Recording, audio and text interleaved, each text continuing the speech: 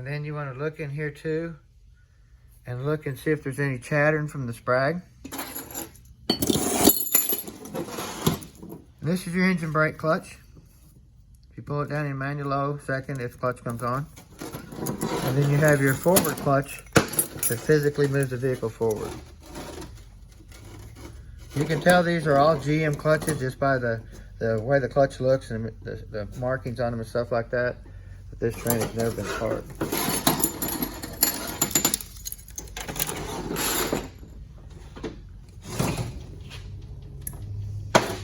This is your forward sun gear. Actually, your sprag right here like this. And you have your forward planet. Can you get a little light down this one?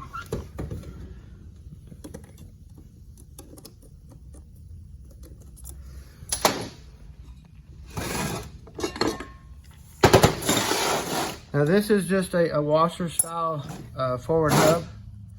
We'll be putting a roller bearing style hub in it. That one real quick.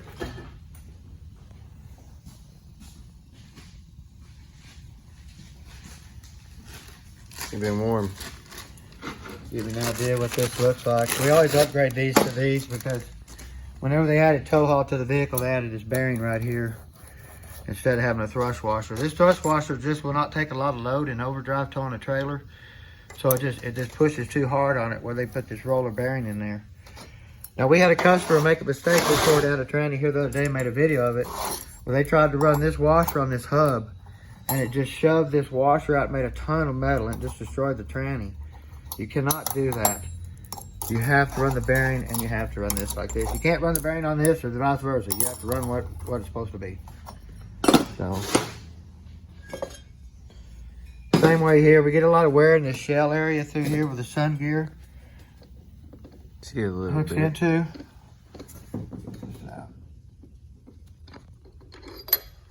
Right here, sets in here like this. If you put it reverse and back up, put it in drive, before you come to a stop, you get a lot of wear right here. And it'll actually pop this off right here, break it plumb off. We get them in here all the time that way. We come back and put a hardened shell in here where this piece right here has been heat treated, and it just won't break, and it just don't have any wear after that. But we stay with the lightened shell. We don't want that shell hard or heavy.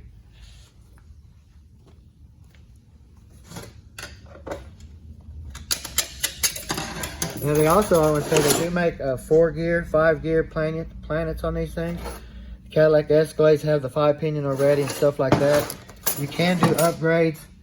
It's a little costly, but it can be done.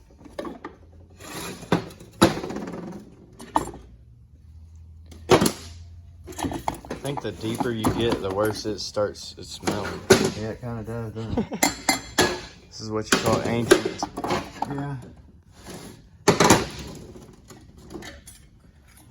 But this is your low reverse planetary assembly right here. It's a 4-pinion.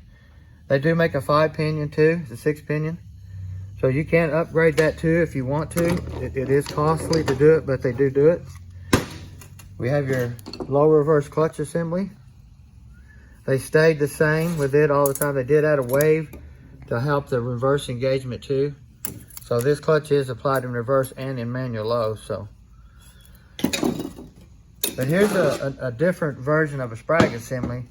Now this is a one-way bearing too, spins one way and locks the other way, will not turn. But this is called a roller clutch, not a sprag assembly, and this is why. It's got little rollers in here that roll, and that's why it's called a roller clutch. To where this sprag assembly has just anchors that lets it lock.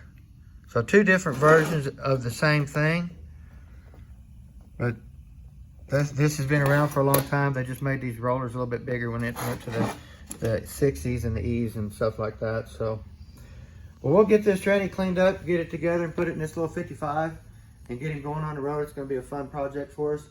So, if you need anything done, give us a holler at Precision Transmissions. Have a good day.